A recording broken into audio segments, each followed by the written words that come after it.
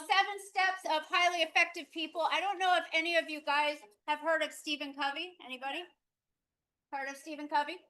I took a course by him many, many decades ago, and I tried to help you become very highly effective people. So I took this course. They have this whole thing they try to sell you, but he died in 2012. But these are some habits that you're trying to create and that we tried to push over into the gym world. Shoot. Come on, baby. Okay. The first one, so there, number 1 is to be proactive, and that means you want to create strong relationships. So we just talked about that. A lot of the problems that we all have in our lives, in the gym, with coworkers, it's about not having a very strong relationship. So being proactive can include that. For the desk, it might be customer service communication about their kid, know what their needs are, communicate expectations, get them ready for their birthday party. So you're being proactive with the parents. With the kids, you might create a bond with them. You create a class that they really enjoy. With the staff, it might be that you show you care about them. You try to deal with conflicts in the gym. Oh, you're in my spot. I put my stuff there, that kind of stuff. So those are the different ways that you can work through those. Let's see. I might want to make mine a little smaller here. Okay. All right. Number 2, that begin with the end in mind. So this is kind of hard because what's the end in mind? I mean, what's the point of gymnastics anyway, really? Like, what's the point of most things in life, really, right? What's the end in mind? What, to me, the overall, what kind of person do you want to be? You want to be somebody who is a good friend to others, a good coworker, reliable, dependable. What kind of person do you want to be overall? So that's, to me, the number 1 thing. But in the gym, what type of teacher, coworker do you want to be? And then daily, what do you want to teach? What tasks do you want to get done in the office? What is the daily related end in mind? So when you're a business owner, you might go, oh my God, how am I going to pay these bills? That might be the end in mind, but you have to have those. And there's a CARE acronym: courtesy and communication, appreciation, respect, and the hardest one for me, enthusiasm. It's hard to get really enthusiastic when you're doing the same thing over and over again, right? So it is hard, but those people who are excited to see you, that's a really great thing. All right, number 3 is put first things first. That's Stephen Covey's number 3. So we talked about this. What is the goal? What is the dilemma is, what is the goal? Like in the gym, like what's the goal? Sometimes it's really hard to pick. You have to pay your bills for adults before you go on vacation. That might be put first things first. I've got to pay my bills before I'm going to have a really expensive vacation, right? So that's what we're trying to get in the gym as well. Like I have to send out my meeting notes and get things taken care of, do payroll, whatever, before I go work on a stupid new warm-up dance that I have fun with, right? In the gym, kids want them to have fun, but the parents want them learning. So what do you think is first things first? Does anybody have like what should be first things first in the gym? Some days I'm like, we should just have fun. And other days I'm like, we have to learn something. So does anybody have anything they want to say about that? I say every single class, no matter if I have a new kid or not, basically, I go over the 3 rules, and rule number 1 is have fun. So I want my kids to have fun because I want them to come back, and even if they'll learn. And you do a lot of ninja, right? Yeah, I teach ninja. So some of the kids are competing, and so it's not. The parents are like, well, when are you going to move up? When are you going to get that skill? And so then we try to balance that, but then you also want them to enjoy their time. Did you have something? Is the answer fun or learning or totally? That's what I'm saying. The number 3, regardless of fun or learning. Number 3 is put first things first. So the hard part is, what is that? I mean, if it's just to have fun, why don't they just go take their kids to a playground for free? Because it's really expensive to just have fun, right? So put first things first has to be a little more than just have fun. And it has to be a little more than get out there and do 15 push-ups and 10 leg lifts and all miserable conditioning, right? So we're trying to balance what's first things first. Very, very hard to understand. Okay, so this is a little video. Let's see if I can play it. Right. You ever feel like you get bogged down in the thick of thin things? Yeah. Well, that might be analogous to all these little small things tend to fill our life. And they're just little by little, they just accumulate. Now, your job, you can't go above this, is to get all those large rocks in the jar. Good luck.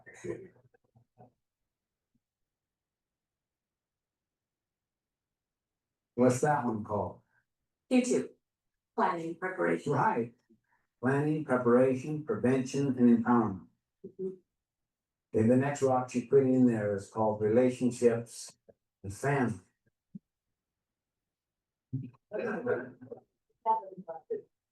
You look at that third rock you put in there, that's employment, some key employment issue, and then you put major projects here. I can't get it above there. Oh, yeah, that's right. Yeah, that's called service community church.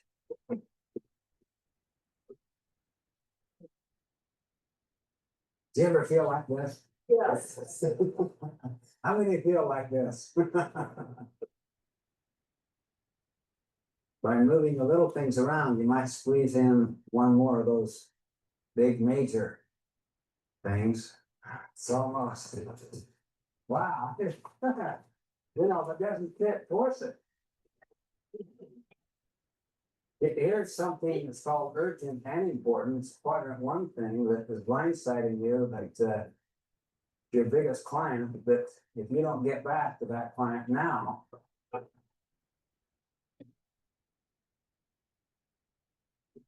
you've given up your vacation. And you have no special block of time just for yourself. I'll tell you what you can do if you want to. You can take a whole different approach. You have a totally fresh goal. You can work out of a different paradigm altogether. Well, then I'd rather put these in the cotton. And that's probably what the couple of Employment, big opportunity, big opportunity. important and urgent, block of time. Those young children keep looking at me. It's not here. No, I dumped these in there. Okay.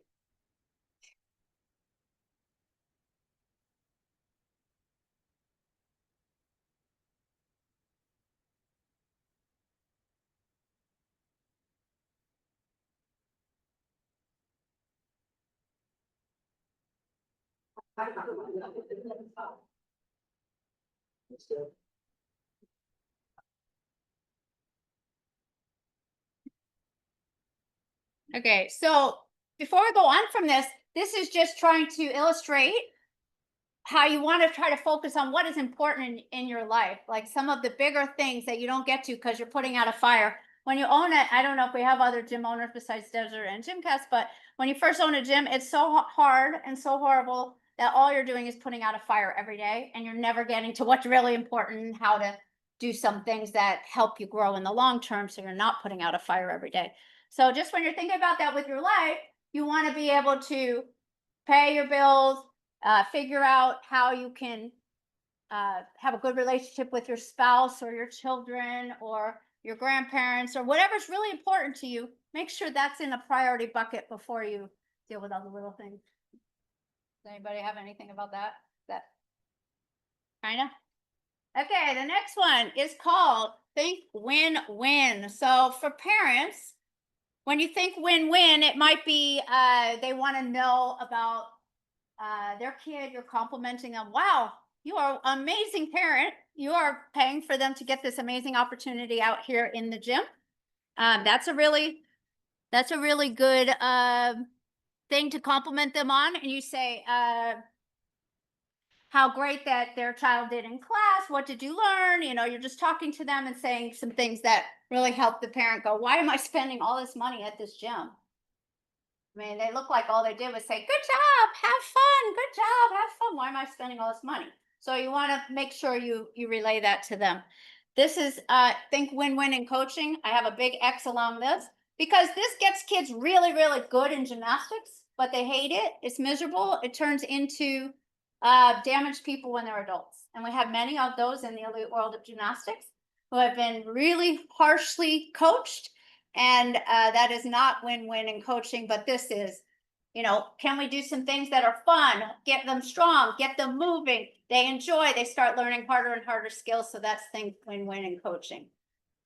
And think win-win with your coworkers, sharing, collaborating, working together, learning, asking questions. Did anybody here ever ask another coworker how to teach a certain skill or how to better teach something? Anybody do that? That's excellent, because asking questions, like I can't tell you, as we were going up in the elite world with the Olympian I coached, how many questions I asked. It's like so many. Okay, number 5. So there's only 7, so we're getting good. Okay. Seek first to understand, then be understood. So what this has to do with, if you're let me first read this. Staff, parents, and kids, make sure you aren't talking at any of them, but understanding their position. Because what we tend to do is, like, a kid comes up to you and they're like, I'm just really upset about such and such and such. Well, you shouldn't be upset about that. And then you discount their feelings a little bit. We want to understand where you're coming from. Why are you reacting to me this way, like at this moment, this strongly? Try to understand what's the situation and why am I getting this kind of feedback. So how do you understand them first before you go, well, I told you, and you ain't need to listen to my opinion. Me. Who's a me person? Who needs to always be the one that's talking to people? What's the reason for them being upset? Don't defend until you listen intently and commiserate with their feelings. So sometimes, like, even at the desk, somebody comes in and they're like, I can only come on Tuesdays, and we don't have any Tuesday of your kids' level in the we don't have any available. And then you're like, well, that's all that we got, and they can only come on Tuesdays. And you go, well, we have nothing on Tuesday, sorry. You want to go, oh my God, that must be so hard. I commiserate with you. Like I say, I understand how hard it must be to have 5 kids and they're all on different days, and you have to have Tuesday. And you know what I will do for you? I will do 2 things. I will ask the teacher if I could go over one and maybe they can get into this one class, or I will put you on a waiting list if I can't, and we'll just try to, as soon as somebody drops, get you. And I might even ask the teacher if anybody's close to moving up, and then I could get you in there. And look, you're so caring about helping them, right? So you're trying to commiserate with them about the issue, and not just be like, well, you shouldn't feel like that. Well, it's your fault because you didn't even sign up early enough. That kind of thing. And then you want to be the moderator. Is there anybody heard of that get in the waterfall thing? I think we've said it many congresses, but you're in the waterfall when someone is having a thing with you. And I've gotten into it with some children, right? Hi, Celeste. My girls I've taught, we've gotten into it. And we're in the waterfall, and then I'm right there in there, and I'm like, I'm gonna fight this kid. You're in the waterfall. It's never good. It's never good, right? So pull yourself out of the waterfall and then be the moderator. So if somebody's coming to the desk and they have a complaint and you kind of want to fight them on that complaint, it never helps, right? You want to go, okay, I'm trying to understand it. Let me see what I can do. Take down notes. Act like you're trying to help them. Sometimes you can help them, sometimes you can't, but you're trying. You're just going to try, right? Okay, and then number 6, synergize. So you're collaborating with fellow staff about better ideas. You're seeking out more knowledge in and out of the gym. Does anybody here ever pick up a YouTube and look up a drill or an idea or something? Oh, that's amazing. So, Tasha and I are trying to write a book about the year 2000 because she had the worst experience, and I was contributing to that a lot and learned a lot since then. But she was telling me today how she watched the 1996. She had her mom buy a bunch of VCR tapes, if you're old enough to know what those are, and she recorded the entire Olympics, and she watched them all day long until she fell asleep, over and over and over, and she knew every single beam and floor routine of every Olympian, which I was like, wow, I didn't even know that. She just told her that today. So, seeking knowledge outside of the gym, ask questions. We already talked about that. Innovate. We do sometimes have people come up with stuff that I'm like, oh my God, that's such a good idea. Like, how many years can I own a gym and then still see a new idea? It's kind of crazy, right? And then change things up is always about variety. Variety. Okay. Next and last habit. It's called sharpen the saw. So he talks about in this is prioritizing self-renewal in all 4 dimensions of self. So physical is your body, mental is your mind, spiritual, if you're religious, might be going to church. If you're not, maybe nature, because getting in touch with nature is very spiritual. And then social, emotional, that's connecting with others. All 4 of those are so important for every human being.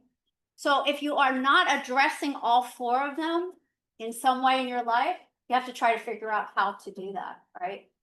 And that usually still need the first things first, and you need the end in mind. You need all those other things, but you also have to try to find time for this. So that is, before we end, I'll quickly, is there anybody who has a great idea for their sharpen the saw for them that they do that maybe somebody else might want to try?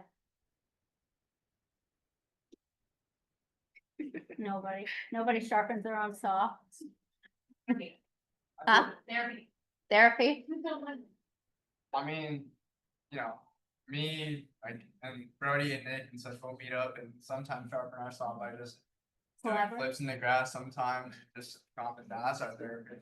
Yeah, I mean, if you notice that in a cultural world where, Instagram and body image and being all small, women are like, okay, I gotta go to the gym and exercise. And then men are like, let's go play, let's go do pickleball, let's go do flips in the grass, and let's do, and I'm like, we have to try, you have to do movement that you enjoy. And if anybody really enjoys the Stairmaster, I don't know. Little crazy, right? All right, so we're gonna take a 10-minute break, and then we'll start up here at about 2:55. So if you guys want to take a little break, did anybody bring any food today to share with anybody? I don't know. That's all, you're the only one who brought food? I think Marley brought stuff. I've never brought food ever.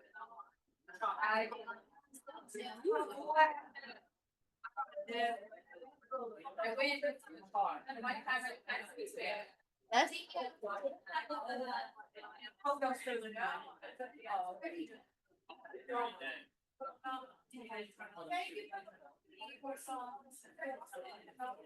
now my next one is yeah,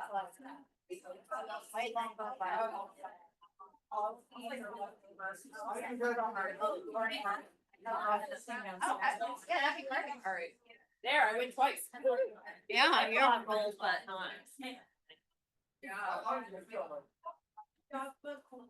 Next one's really long, but what?